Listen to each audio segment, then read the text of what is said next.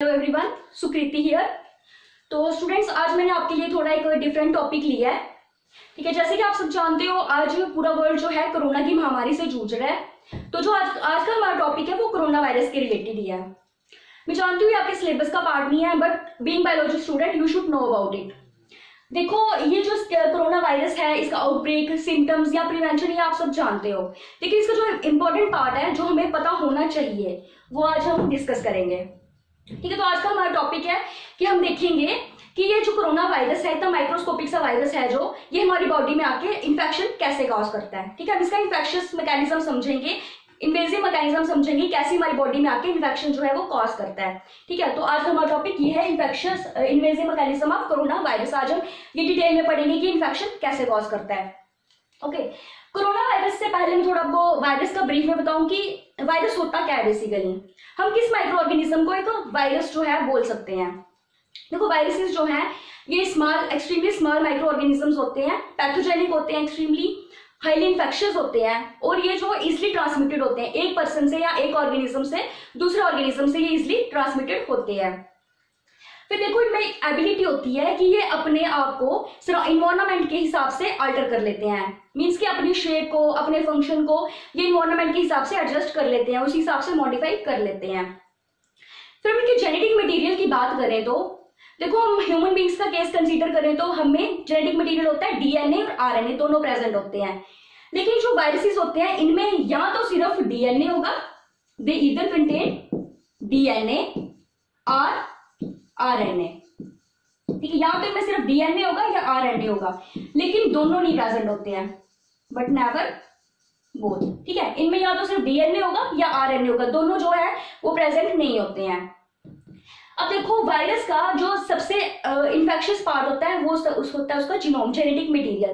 That is या तो उसका वायरस का DNA, that is viral DNA, या वायरल आरएनए। ये जो सबसे इन्फेक्शियस पार्ट होता है, देखो वायरस तो पूरा इन्फेक्शियस होगा ही, उसका एक एक पार्ट जो है वायरस का इन्फेक्शियस होता है, लेकिन जो उसका जेनेटिक मटेरियल है ये मेनली एक्सट्रीमली जो है इसको इन्फेक्शियस बोल सकते हो। जो मेन इन्फेक्शन जो स्फीयर होती है वो इसकी वजह से होती है।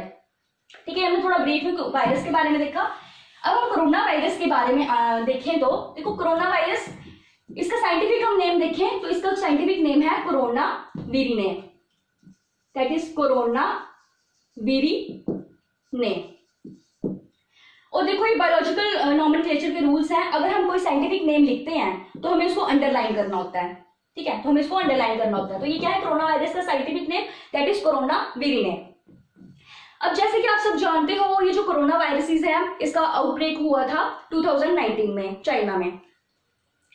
देखो, ये जो कोरोना वायरस है ये एक सिंगल वायरस नहीं है, it is a group of virus. बड़े सारे वायरस जब कलेक्ट हुए हैं इसमें, और ये एक मेजर ग्रुप बना है कोरोना वायरस का।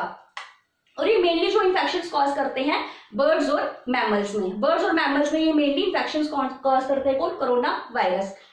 अब देखो, अगर हम मैमल्स में बात करें, ह्यूमन बींग्स का केस लें तो ह्यूमन बींग्स में ये मेनली रेस्पिरेटरी इन्फेक्शंस कॉज करते हैं, मेनली कॉज रेस्पिरेटरी इन्फेक्शंस। और अगर हम एनिमल्स का केस देखें तो एनिमल्स में डाइजेस्टिव ट्रैक्ट इन्फेक्शंस कॉज करेंगे, डाइजेस्टिव ट्रैक्ट इन्फेक्शंस। तो ह्यूमन बींग्स में ये रेस्पिरेटरी इन्फेक्शंस कॉज करते हैं, और एनिमल्स में डाइजेस्टिव ट्रैक्ट इन्फेक्शंस जो है ये कॉज करते हैं ये। अब देखो, मैंने आपको इसमें बताया कि ये ग्रुप ऑफ वायरसेस है।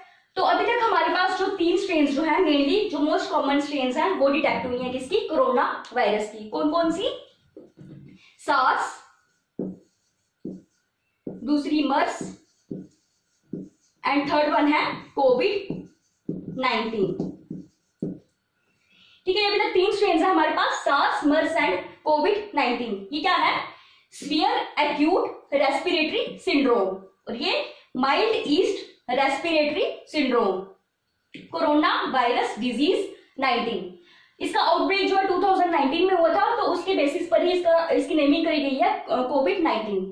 अब देखो, ये जो सारे हमें कोरोना वायरस का देखा कि मेनली ये जो रेस्पिरेटरी इन्फेक्शन जो है वो कॉज करता है। अब यहाँ पे एक ब्रीफ में मैं थोड़ा सा आपको बताती हूँ। देखो, ये सीवियर एक्यूट रेस्पिरेटरी सिंड्रोम, ये भी माइल्ड ईस्ट रेस्पिरेटरी सिंड्रोम, और यहाँ पे हमने बोला कोरोना वायरस डिजीज 19। यहाँ पे हमने वर्ड यूज किया लास्ट में सिंड्रोम, और यहाँ पे हमने बोला है डिजीज। देखो, ये तीनों जो है एक ही वायरस की स्ट्रेन्स हैं, एक ही वायरस की स्ट्रेन है लेकिन फिर भी थोड़ा सा डिफरेंस है इनमें। यहाँ पे हमने सिंड्रोम वर्ड यूज किया है और यहाँ पे हमने डिजीज जो वर्ड है वो यूज किया है। अब हम थोड़ा इनको समझने की कोशिश करते हैं। देखो, जब भी कोई इन्फेक्शन एक पर्टिकुलर ऑर्गन तक रिस्ट्रिक्ट होती है, ठीक है, कोई भी सपोज हमें रेस्पिरेटरी को इन्फेक्शन हो गई है, तो अगर वो सिर्फ रेस्पिरेटरी सिस्टम तक ही रिस्ट्रिक्ट रहेगी तब हम उसको बोलते हैं डिजीज। लेकिन अगर उस पर्टिकुलर इन्फेक्शन की वजह से हमारे सराउंडिंग में जो भी ऑर्गन्स हैं या सिस्टम्स हैं वो भी इन्फेक्ट होते हैं अगर, तब हम वर्ड यूज करते हैं सिंड्रोम। क्या बोलते हैं हम? सिंड्रोम। तो सिंड्रोम क्या हुआ, हम सिंपल वर्ड्स में बोल लें तो it is a group of diseases. जब बड़ी सारी डिजीजेस एक साथ ग्रुप में आती हैं, अगर एक पर्टिकुलर डिजीज की वजह से दूसरे ऑर्गन्स भी अफेक्ट होते हैं तब हम बोलते हैं इट इज द सिंड्रोम। तब वो जो डिजीज है वो सिंड्रोम बन जाती है। ओके, तो ये जो इसका मतलब है कि जो दो स्ट्रेन्स है, ये सार्स और मर्स, ये क्या है, ये रेस्पिरेटरी इन्फेक्शंस तो काज करेंगी ही, लेकिन उनके साथ और भी इन्फेक्शंस जो है बॉडी में काज करती हैं। और कोविड-19 ये सिंपली जो स्ट्रेन है कोविड-19 स्ट्रेन, ये सिंपली हमारी बॉडी में रेस्पिरेटरी इन्फेक्शंस कॉज करती हैं। ओके, तो ये हमने थोड़ा सा ब्रीफ में इसका देखा। अब हम इसके मेन पार्ट पे आते हैं कि हमने इसका मैकेनिज्म समझना है कि ये इन्फेक्शन कैसे कॉज करती है। देखो, आपको याद हो फर्स्ट लेक्चर में मैंने आपको एक बात बताई थी कि जब भी हमें बायोलॉजी में कोई प्रोसेस समझना होता है तो उससे पहले उस प्रोसेस के साथ जितने भी एसोसिएटेड सिस्टम्स हैं या ऑर्गन्स हैं, हमें उनकी एनाटॉमी क्लियर होनी चाहिए। ठीक है, अगर उसके साथ एसोसिएटेड ऑर्गन या सिस्टम का स्ट्रक्चर हमें अच्छे से पता है तो हम उस प्रोसेस को इफेक्टिवली समझ सकते हैं। ठीक है, तो हम वैसे ही स्टार्ट करते हैं। देखो, ये जो स्ट्रक्चर है आप जानते हो, उस टाइम जो करंटली हमने देखा था 3 स्ट्रेन थी हमारे पास, सार्स, मर्स एंड कोविड-19। और आप जानते हो जो करंट क्राइसिस है इस टाइम चल रहा है, it is due to the कोविड-19 स्ट्रेन। तो हम थोड़ा कोविड-19 स्ट्रेन के बारे में समझने की कोशिश करेंगे। देखो, ये जो स्ट्रक्चर है ये है कोविड-19 स्ट्रेन का स्ट्रक्चर है, कोरोना वायरस का। ठीक है, अब हम थोड़ा इसको देखेंगे ये क्या है। ये जो बाहर इसके डबल लेयर है, जो सर्कल वाली इस तरह से जो लेयर है, ये है एनवेल्प। ये क्या है? प्रोटीन, ये जो वायरस है, स्ट्रेन है इसकी वायरस की, उसका एनवेल्प है। और ये जो एनवेल्प है ये बना होता है लिपिड बाइलेयर से और प्रोटीन से। इसमें क्या होता है, लिपिड की लेयर होती है, बाइलेयर की फॉर्म में अरेंज होते हैं वो, और इसमें हमारे पास प्रोटीन्स होते हैं मेनली। ठीक है, अब प्रोटीन्स की बात करें हम इसमें, तो प्रोटीन्स हमारे पास इसमें 2 तरह के प्रोटीन्स होते हैं। स्ट्रक्चरल प्रोटीन्स है इसमें, ये जो एनवेल्प है इसका वायरस का, इसमें हमारे पास स्ट्रक्चरल प्रोटीन्स होते हैं। स्ट्रक्चरल प्रोटीन्स वो प्रोटीन्स होते हैं, देखो, कि जो किसी भी सब्सटेंस की कंस्ट्रक्शन में मेजर रोल जो है वो प्ले करते हैं। ठीक है, अब मेजर रोल कैसे प्ले करेंगे हम अभी देखेंगे आगे। तो स्ट्रक्चरल प्रोटीन्स तो प्रेजेंट है इसके वायरस के एनवेल्प में, कौन कौन से? स्पाइक्स, और दूसरा है हेमाग्लूटिन एस्ट्रिएस। ठीक है, ये 2 स्ट्रक्चरल प्रोटीन्स हैं जो इस एनवेल्प में प्रेजेंट है, कौन कौन से? स्पाइक और हेमाग्लूटिन एस्ट्रिएस। और ये जो हेमाग्लूटिन एस्ट्रिएस है ये डाइमर की फॉर्म में प्रेजेंट है। डाइमर मतलब कि 2 हेमाग्लूटिन एस्ट्रिएस मोनोमर जो है ज्वाइन होकर एक दूसरे से बाइंड होकर यहाँ पे प्रेजेंट है इस एनवेल्प में। ठीक है, अब देखो, ये जो बाहर मैंने आपको दिखाया, ये जो सर्कल है, डबल लेयर है, ये क्या है? एनवेल्प है। और इसमें हमने क्या देखा, हमारे पास इसमें स्ट्रक्चरल प्रोटीन्स है, कौन कौन से? स्पाइक और हेमाग्लूटिन एस्ट्रिएस। अब हम ये देखेंगे। देखो, ये जो फिंगर जैसी प्रोजेक्शंस बनी हुई हैं यहाँ पे इस तरह से, ये जो ऐसी प्रोजेक्शंस जैसी बनी हुई है फिंगर जैसी, ये है, दीज आर द स्पाइक्स। ये क्या है? स्पाइक्स है। और ये जो शेडेड पोर्शन है इस तरह से, ये जो ऐसे वाला पोर्शन है यहाँ पे, ये जो शेडेड वाला, ये है हेमाग्लूटिन एस्ट्रिएस। ये क्या है? हेमाग्लूटिन एस्ट्रिएस। और ये दोनों क्या है? स्ट्रक्चरल प्रोटीन्स हैं जो इस वायरस के एनवेल्प में प्रेजेंट होते हैं। और यहाँ पे हमने देखा ये डाइमर की फॉर्म में प्रेजेंट होता है हेमाग्लूटिन एस्ट्रिएस। ठीक है, ये हमने देखा इसका एनवेल्प का, और इसमें हमने देखा कौन कौन से प्रोटीन्स इसमें प्रेजेंट है। फिर हम देखेंगे ये क्या है, इसका वायरस का साइटोप्लाज्म है, इट इज द साइटोप्लाज्म। और इसके अंदर ये जो कॉइल के साथ स्ट्रक्चर प्रेजेंट है इस तरह से, ये समवॉट इस तरह का स्ट्रक्चर जो है, ये क्या है? This is the RNA. देखो, मैंने आपको वायरस में बताया, जब वायरस का ब्रीफ में पढ़ा कि इसमें या तो सिर्फ डीएनए होता है या फिर सिर्फ इसमें आरएनए होगा, राइट। तो ये जो कोविड-19 स्ट्रेन है इसमें हमारे पास आरएनए प्रेजेंट होता है, जेनेटिक मटेरियल, और आरएनए भी, ये भी सिंगल स्ट्रैंडेड फॉर्म में। ठीक है, क्या? सिंगल स्ट्रैंडेड फॉर्म में। देखो, जब ये इस तरह से प्रेजेंट है, ये ऐसे, तो इसको हम बोलेंगे सिंगल स्ट्रैंड, मींस एक ही स्ट्रैंड जो है वो प्रेजेंट है। अगर इसके ऊपर दूसरी स्ट्रैंड भी आ जाए इस तरह से, तो तब ये बन जाता है डबल स्ट्रैंडेड। ओके, तो ये हमारे पास आरएनए है इसमें जेनेटिक मटेरियल जो कि सिंगल स्ट्रैंडेड है। तो हमने ब्रीफ में इसका स्ट्रक्चर देखा कि कोविड-19 है क्या है। अब हम इसके मेन पार्ट पे आएंगे कि हमने इसका मैकेनिज्म समझना है कि इन्फेक्शन कैसे कॉज होगी। सबसे इंपॉर्टेंट पार्ट जो है इसका, देखो हमारी बॉडी में जब भी कोई फॉरेन पार्टिकल एंटर करता है, अगर इसको कोरोना वायरस को इन्फेक्शन कॉज करनी है, सबसे पहले हमारी बॉडी में क्या बोलते हैं एंटर करेगा, उसके बाद इन्फेक्शन का प्रोसेस प्रोसीड होगा। तो जब भी कोई फॉरेन पार्टिकल हमारी बॉडी में एंटर करता है तो डायरेक्टली अपने टारगेट ऑर्गन पे इफेक्ट नहीं डालता है, सबसे पहले वो जाके उसके साथ बाइंड नहीं हो पाएगा। हमारी बॉडी में हर एक सब्सटेंस के लिए, चाहे वो फॉरेन पार्टिकल है या हमारी बॉडी के अंदर ही जो सिस्टम्स हैं, कुछ सिक्रीशंस जो रिलीज होती हैं, उनके लिए भी पर्टिकुलर रिसेप्टर्स होते हैं। क्या होते हैं? रिसेप्टर्स होते हैं जो उन पर्टिकुलर चीजों को रिसीव करता है, उसके बाद जो फर्दर प्रोसेसिंग होती है। तो हमारी बॉडी में क्या होते हैं? रिसेप्टर्स प्रेजेंट होते हैं। देखो अब इसको इस तरह से समझो, हम जानते हैं कि हमारी बॉडी में जो जितने भी सिस्टम्स होते हैं वो हार्मोन्स रेगुलेट करते हैं हमको, है ना। हार्मोन्स जो है हमको इफेक्टिवली मतलब फंक्शन परफॉर्म करते हैं। तो हार्मोन्स क्या करते हैं? ये भी सिक्रीशंस कुछ रिलीज करते हैं जो उस पर्टिकुलर टारगेट पे जाके इफेक्ट शो करती हैं, ताकि जो भी उसको पर्टिकुलर फंक्शन परफॉर्म करना है वो करे। लाइकवाइज इसमें भी ऐसे ही होता है, जैसे ही वायरस हमारी बॉडी में आया, ठीक है, किसी भी तरह से वो हमारी बॉडी में एंटर कर गया। सबसे पहले तो जब वो एंटर कर गया तो उसको, अब देखो ये जो स्ट्रेन है कोविड-19, हमने देखा ये मेनली क्या करती? रेस्पिरेटरी इन्फेक्शंस कॉज करती हैं। तो जब इसको रेस्पिरेटरी इन्फेक्शंस कॉज करनी है तो ये रेस्पिरेशन के साथ जितने भी एसोसिएटेड ऑर्गन्स होंगे, सबसे पहले इसमें उनको टारगेट करना है ना। तो उनको टारगेट करना है, तो आप जानते हो रेस्पिरेशन में सबसे मेजर रोल जो होता है वो होता है लंग्स का। लंग्स जो है वो मेजर रोल प्ले करते हैं। अब इसको जो ये वायरस है इसको अटैच होना है किसके साथ? लंग्स के साथ, है ना। अब मैंने आपको बताया यहाँ पे कि हर एक चीज के लिए, फॉरेन पार्टिकल है या कोई भी सब्सटेंस है, हमारी बॉडी में पर्टिकुलर रिसेप्टर्स प्रेजेंट होते हैं जो उनको रिसीव करते हैं, उनके साथ अटैचमेंट करते हैं। तो क्वेश्चन ये आता है कि हमारी बॉडी में कौन सा रिसेप्टर है ऐसा जो इसको कोरोना वायरस को रिसीव करता है या इसके साथ इंटरेक्शन शो करता है। तो हमारी बॉडी में जो रिसेप्टर प्रेजेंट होता है इसका कोरोना वायरस का, वो होता है ACE2 या ACE2। ACE2 क्या है? It is the angiotensin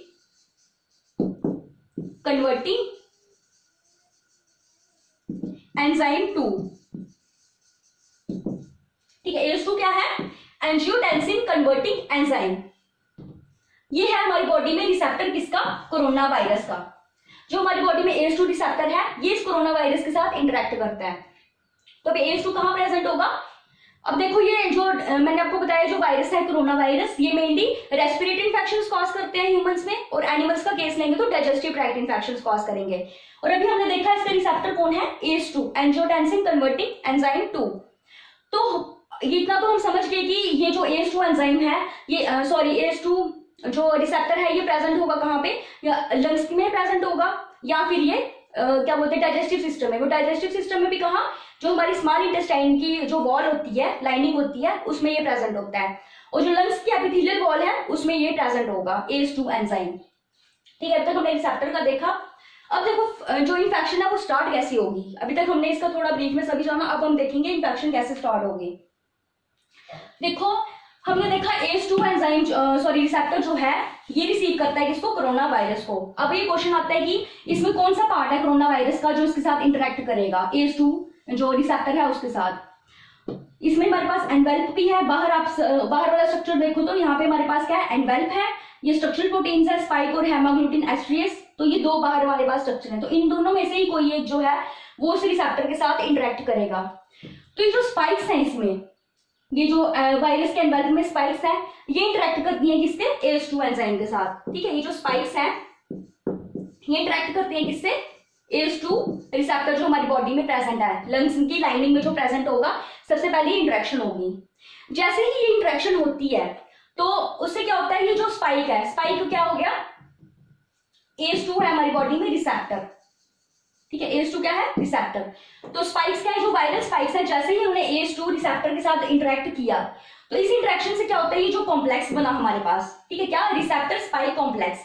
receptor spike complex जो बना हमारे पास ये एक्टिवेट हो जाता है। ठीक है, जैसे ही ये एक्टिवेट हुआ तो वायरस जो है वो लंग्स में एंटर कर जाएगा। ठीक है, आप इसको फिर से समझो, मैं को थोड़ा फिर से समझाती हूँ। ये जो स्पाइक प्रोटीन्स स्ट्रक्चरल प्रोटीन्स है इसमें, ये इंटरेक्ट करती है किससे? ACE2 के साथ। ये जो ACE2 रिसेप्टर हमारे लंग्स में प्रेजेंट होता है, लंग्स की वॉल पे, उसके साथ ये इंटरेक्ट करती है। और इसके इंटरेक्शन से क्या होता है, ये जो कॉम्प्लेक्स हमारे पास बनता है ये एक्टिवेट हो जाता है। एक्टिवेट हुआ तो ये जो वायरस है ये हमारे लंग्स में एंटर कर जाएगा। ओके, हमने यहाँ तक देखा रिसेप्टर जो है, ये जो कॉम्प्लेक्स हमारे पास बना ACE2 और स्पाइक का, ये रिसेप्टर एक्टिवेट हो गया, कोरोना वायरस जो है वो लंग्स में एंटर कर गया। अब जैसे ही एंटर किया उसके बाद क्या होता है, ये जो इसका एनवेल्प है, देखो हमारी बॉडी में जो होस्ट सेल जो मीन्स हमें ह्यूमन बींग्स को जिस भी पर्सन को इसने इन्फेक्ट किया तो वो क्या हो गया, उसका होस्ट हो गया। अब होस्ट सेल में देखो क्या होता है, प्रोटिएसिस होते हैं हमारे पास। प्रोटिएसिस क्या होते हैं, प्रोटिएसिस एंजाइम्स होते हैं जो प्रोटीन्स को ब्रेक डाउन करते हैं। ठीक है, प्रोटिएसिस प्रेजेंट होते हैं होस्ट सेल में। तो अभी हमने देखा था पहले जब हमने एनवेल्प का देखा तो ये बना होता है किससे, प्रोटीन से और लिपिड बाइलेयर से।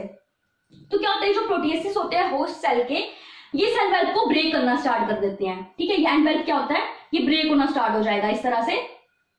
ये एनवेल्प ब्रेक हो गया, यहां से भी ब्रेक होगा, इस तरह से इसकी ब्रेकिंग हो गई जब ये एंटर कर गया। जैसे ही ये ब्रेक हुआ तो इसका वायरस का जितना भी कंटेंट होगा ये सारा बाहर आ जाएगा होस्ट सेल में, राइट। इसमें से जितना भी इसका मटेरियल है, जो भी कंटेंट इसमें व्हाटएवर जो भी प्रेजेंट होगा वो होस्ट सेल में आ जाएगा। ठीक है, हमने यहां तक समझा।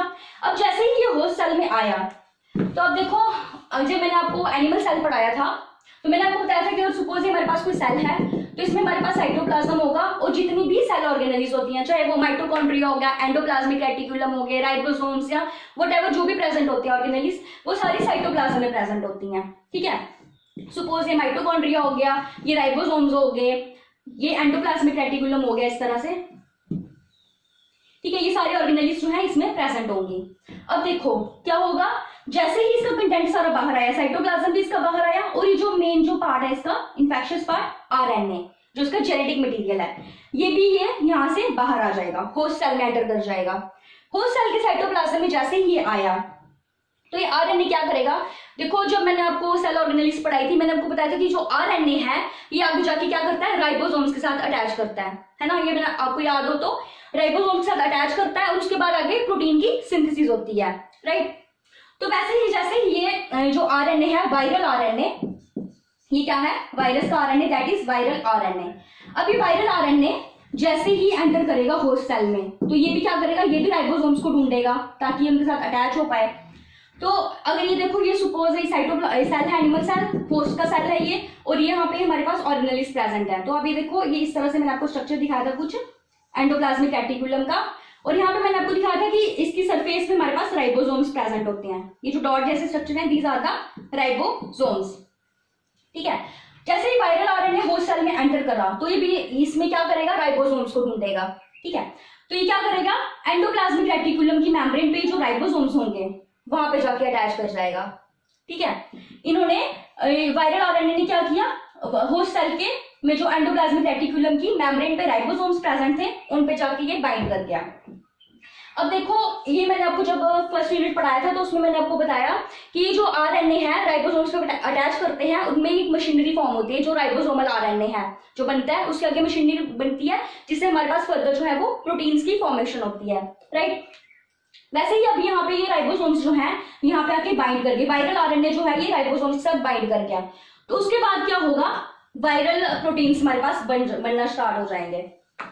ठीक है, जैसे ही राइबोसोम्स ने मशीनरी प्रोवाइड की उसके बाद हमारे पास क्या बनते हैं, वायरल प्रोटीन्स। वायरल प्रोटीन्स बन गए। अब जैसे ही वायरल प्रोटीन्स बनेंगे उसके बाद क्या करते हैं, ये रेप्लिकेट करना स्टार्ट कर देते हैं। मीन्स की अपनी ही कॉपीज जो है वायरल प्रोटीन्स हैं ये मल्टीपल कॉपीज में बनना स्टार्ट हो जाएंगे। मीन्स ये क्या करते हैं, रेप्लिकेशन परफॉर्म करते हैं। रेप्लिकेशन क्या हुआ कि ये अपनी ही मल्टीपल कॉपीज बनाते जाएंगे, अपने वायरल प्रोटीन्स जो है मल्टीपल कॉपीज में बनते जाएंगे, और जैसे ही ये मल्टीपल कॉपीज में बने तो हमारी पूरी बॉडी में स्प्रेड हो जाएंगे। ठीक है, तो इस तरह से हमने देखा कि ये जो है कोरोना वायरस है, कोविड-19 स्ट्रेन है, ये कैसे हमारी बॉडी में इन्फेक्शन कॉज करती है। ठीक है, अब देखो, अब अभी तक जानते हो, अभी तक हमारे पास कोई भी इसकी वैक्सीन नहीं तैयार हुई है और कोई भी इसका एंटीडोट नहीं बना है ना। उससे पहले मैं आपको एक बात बताती हूँ, जब आप छोटी क्लासेस में पढ़ते हो तो हमें इम्यून सिस्टम जब पढ़ाया जाता है तो वहां पे हमें बताते हैं कि कोई भी फॉरेन सब्सटेंस हमारी बॉडी में जब एंटर करेगा तो जो हमारे इम्यून सिस्टम है, इम्यून सेल्स हैं, WBCs, RBCs, प्लेटलेट्स वगैरह, ये क्या करते हैं, इम्यून रिस्पॉन्स जनरेट करते हैं, है ना। तो अब क्वेश्चन ये आता है कि क्या इसमें इम्यून रिस्पॉन्स नहीं जनरेट होगा? कोरोना वायरस भी तो फॉरेन पार्टिकल है, हमारी बॉडी में एंटर करेगा, तो क्या हमारी बॉडी इसके अगेंस्ट रिस्पॉन्स नहीं जनरेट करेगी? क्या डेफिनेटली रिस्पॉन्स जो है जनरेट होता है, ठीक है, रिस्पॉन्स जनरेट होता है। लेकिन प्रॉब्लम कहाँ आती है कि ये जो कोविड-19 स्ट्रेन है या कोरोना वायरस है, ये उस रिस्पॉन्स को डिस्ट्रॉय कर देता है, ठीक है। जैसे ही ये एंटर करा तो रिस्पॉन्स तो जनरेट होगा, और इम्यून सेल्स में भी पर्टिकुलरली जो WBCs होते हैं हमारे, वो रिस्पॉन्स जनरेट करते हैं, राइट। तो रिस्पॉन्स जनरेट होगा, लेकिन ये जो जैसे ही वायरस एंटर करा तो इस रिस्पॉन्स को ही डिस्ट्रॉय कर देता है। अब डिस्ट्रॉय कैसे होता है? ये जो उसमें हेमाग्लूटिन एस्ट्रेज है, ठीक है, हेमाग्लूटिन एस्ट्रेज, ये क्या करता है? ये उस रिस्पॉन्स को जो है डिस्ट्रॉय कर देता है। जैसे ही हमारी बॉडी ने वो रिस्पॉन्स जनरेट किया, ये उसको डिस्ट्रॉय कर देगा। जब रिस्पॉन्स ही डिस्ट्रॉय हो गया, इम्यून रिस्पॉन्स, तो बॉडी फाइट कैसे करेगी, ठीक है। इसका रोल एक ये हमने देखा हेमाग्लूटिन एस्ट्रेज का। दूसरी बात मैंने आपको बताया कि हमारी बॉडी में, ये तो हमने पर्टिकुलर एक ACE2 एक वायरस के रिसेप्टर की बात की, हमारी बॉडी में और भी बड़े सारे रिसेप्टर्स होते हैं जो अलग अलग सब्सटेंसेस के लिए होते हैं, ठीक है, हार्मोन्स के लिए होते हैं कुछ, या व्हाटएवर जैसे भी है। अगर बाहर से हमारे पास बैक्टीरिया एंटर कर गया, उसके लिए भी पर्टिकुलर रिसेप्टर होगा जहां पे उसको टारगेट करना है। तो जो क्या करता है ये हेमाग्लूटिन एस्ट्रेज का दूसरा रोल क्या है? ये ACE2 के अलावा जितने भी रिसेप्टर्स होंगे उन सबको जो है डिस्ट्रॉय कर देता है, उन सबको खत्म कर देगा, ताकि ये जो इजिली है बॉडी में एंटर कर जाए, ठीक है। तो ये दो रोल हमने इसके देखे। स्पाइक क्या करती है? ये बाइंडिंग करती है रिसेप्टर के साथ, दैट इज ACE2। और ये जो हेमाग्लूटिन एस्ट्रेज जो दूसरा कंपोनेंट है स्कैनवेल का, ये क्या करता है? जो हमारी बॉडी में इम्यून रिस्पॉन्स जनरेट होता है उसको डिस्ट्रॉय करता है, उसको डिस्ट्रॉय करेगा। और दूसरा क्या करता है कि ACE2 के अलावा जितने भी रिसेप्टर्स होंगे और उनको ही डिस्ट्रॉय कर देता है, उनको खत्म कर देता है, ठीक है। ये हमने देखा, इसका जनरल स्ट्रक्चर के बारे में पढ़ा, हमने इसका इंफेक्शियस मैकेनिज्म समझा। अब देखो, अभी तक हमें पता है कि हमारे पास अभी इसकी कोई वैक्सीन नहीं तैयार हुई है, कोई एंटीडोट तैयार नहीं हुआ है। वो क्यों? वो सारे इन्हीं कॉम्प्लिकेशंस की वजह से कोई इफेक्टिव वैक्सीन हमारे पास नहीं बनी है। क्यों? देखो, इसमें सबसे पहली बात की जो जनरल वे में हम जानते हैं कि हमारी बॉडी में कोई भी वायरस एंटर करेगा तो उसके अगेंस्ट इम्यून रिस्पॉन्स आता है, तो वो जो मतलब बॉडी को फाइट करता है उसके फॉरेन पार्टिकल के लिए। लेकिन इसमें प्रॉब्लम ये है कि ये जो डाइमर है हमारे पास हेमाग्लूटिन एस्ट्रेज, ये उस रिस्पॉन्स को भी एलिमिनेट कर देता है, उसको डिस्ट्रॉय कर देता है, ठीक है। फिर देखोगे जो इन्फेक्शन होती है वो इसकी बाइंडिंग से होती है, स्पाइक और ACE2 जब बाइंड करते हैं तब इंटरेक्शन होती है। और दूसरी बात की जैसे ही ये वायरल प्रोटीन जो है, वायरल RNA जब राइबोसोम्स के साथ अटैच होता है, उसके बाद ये वायरल प्रोटीन्स बनाता है मल्टीपल कॉपीज में, ठीक है। इतनी सारी कॉम्प्लिकेशंस है इसमें। तो आप सोचो, अब अपने आप को उस जगह पर रख के सोचो कि अगर हमें कोई वैक्सीन बनानी है इसके लिए, तो हम क्या क्या चीजें माइंड में रखेंगे कि जब हमने पूरा समझा इसके स्ट्रक्चर के बारे में, हमने इसका मैकेनिज्म देखा, ये कैसे हमारी बॉडी में इन्फेक्शन कॉज करता है, तो हम देखेंगे कि हमारे पास कोई ऐसी वैक्सीन हो, कोई ऐसा एंटीडोट हो इसका जो इन सारी चीजों को इनहिबिट करे, ठीक है, इन सारी चीजों को ब्लॉक करे, तो वो जो है वैक्सीन हमारे पास इफेक्टिव होती है। तो अगर हमें वैक्सीन बनानी है तो हम क्या क्या चीजें माइंड करेंगे? देखो, सबसे पहले तो जैसे हम जानते हैं prevention is better than cure. सबसे पहली बात है कि हम ऐसी नौबत ही नहीं आने दें कि मतलब हमें क्योर करने की जरूरत पड़ जाए। तो ये तो होगी जनरल वे में कि हम उसको इग्नोर करें कि ऐसी जगह पे नहीं जाएंगे जहां हमें पता हो कि हम इन्फेक्टेड हो सकते हैं। अब दूसरी बात की, अनफॉर्चुनेटली अगर ऐसा हो गया कि वायरस एंटर कर ही जाता है हमारी बॉडी में, तो उसके बाद हमारा क्या इनिशिएटिव हो सकता है? देखो, वायरस एंटर कर गया हमारी बॉडी में, उसके बाद हम सबसे पहले ये देखेंगे कि अगर वायरस एंटर कर गया है अब, तो जो इन्फेक्शन है वो स्टार्ट नहीं हो पाए। अब उसके लिए क्या क्या चाहिए हमें कि ये जो स्पाइक और ACE2 की बाइंडिंग है ये ना हो, ठीक है। कोई ऐसा मतलब जो वैक्सीन हम बना रहे हैं या जो एंटीडोट उसके लिए बना रहे हैं वो ऐसा हो कि इसकी बाइंडिंग को ही इनहिबिट करे, किसकी? ACE2 और स्पाइक की बाइंडिंग को इनहिबिट करे, ठीक है। ये चीज हमने समझी। फिर देखो, अगर सपोज ऐसा होता है कि ठीक है बाइंडिंग भी हो गई, रिसेप्टर और स्पाइक ने बाइंड कर भी दिया, तो उसके बाद नेक्स्ट क्या होगा कि जो इम्यून रिस्पॉन्स हमारी बॉडी में आता है जो डिस्ट्रॉय हो जाता है किससे? हेमाग्लूटिन एस्ट्रेज से, वो रिस्पॉन्स जो है वो डिस्ट्रॉय ना हो, मींस वो रिस्पॉन्स हमारी बॉडी में रहे ताकि वो उससे लड़ सके। तो दूसरी अप्रोच हम क्या लगाएंगे कि ये जो हेमाग्लूटिन एस्ट्रेज जो हमारे इम्यून सिस्टम को इनहिबिट करता है ये ना हो, ठीक है। और फाइनली अगर ऐसा भी हो जाता है कि इम्यून सिस्टम भी हमारा इनहिबिट हो गया, रिस्पॉन्स जो है वो डिस्ट्रॉय हो गए, तो अब फाइनली क्या होगा? फिर हम देखते हैं कि फाइनल हमारा लास्ट प्रोसेस होता है कि जो वायरल RNA है ये राइबोसोम्स में जाके प्रोटीन्स बनाता है। तो अल्टीमेटली हमारा लास्ट इनिशिएटिव क्या होगा, लास्ट अप्रोच क्या होगी कि ये जो वायरल RNA है हमारा ये रेप्लिकेट ही ना करे, ठीक है। क्योंकि देखो मैंने आपको वायरस में भी बताया कि मेन जो इन्फेक्शियस पार्ट होता है वायरस का, ऐसे तो होली सोली जो वायरस है वो इन्फेक्टेड है ही है, उसका हर एक पार्ट इन्फेक्शियस है, लेकिन मेनली जो जिससे स्फीयर इन्फेक्शन होती है वो होती है उसके जेनेटिक मटेरियल से।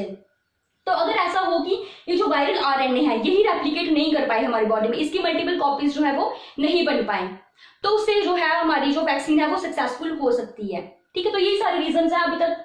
अभी हमारे पास कोई इफेक्टिव वैक्सीन इसके लिए तैयार नहीं, क्योंकि इसमें मल्टीपल कॉम्प्लिकेशंस है, हर एक कंपोनेंट का एक अलग रोल है इसमें जो हमें चाहिए, और वैक्सीन भी ऐसी चाहिए जो होली सोली इस पूरे वायरस के फंक्शन को जो है या इसका प्रोसेस जो है इसको इनहिबिट कर पाए। लेकिन फिर भी साइंटिस्ट ट्राई कर रहे हैं और होप है कि नियर बाय फ्यूचर में हमें वैक्सीन जो है वो मिल जाएगी इसकी। ठीक है, तो ये हमने देखा जनरल इसके बारे में, कोरोना वायरस के बारे में, और आज हमने इसका इन्फेक्शियस मैकेनिज्म समझा डिटेल में। ठीक है, देखो मैंने आपको बताया कि ये जो वायरल आरएनए है, मेन जो वायरस का जेनेटिक मटेरियल होता है, चाहे वो वायरल डीएनए है चाहे वायरल आरएनए है, वो जो होता है वो हाईली इन्फेक्शियस होता है। सबसे स्फीयर इन्फेक्शन जो है वो उस पार्ट से होती है। तो देखो आप खुद सोचो कि अगर ये जो वायरल आरएनए हमारी बॉडी में रेप्लिकेट करना स्टार्ट कर जाएगा, इसकी मल्टीपल कॉपीज बन जाएंगी, तो इसके कॉन्सिक्वेंसेस कितने लिथल हो सकते हैं हमारे लिए, ये आप खुद समझ सकते हो। Okay, so this is all about the today.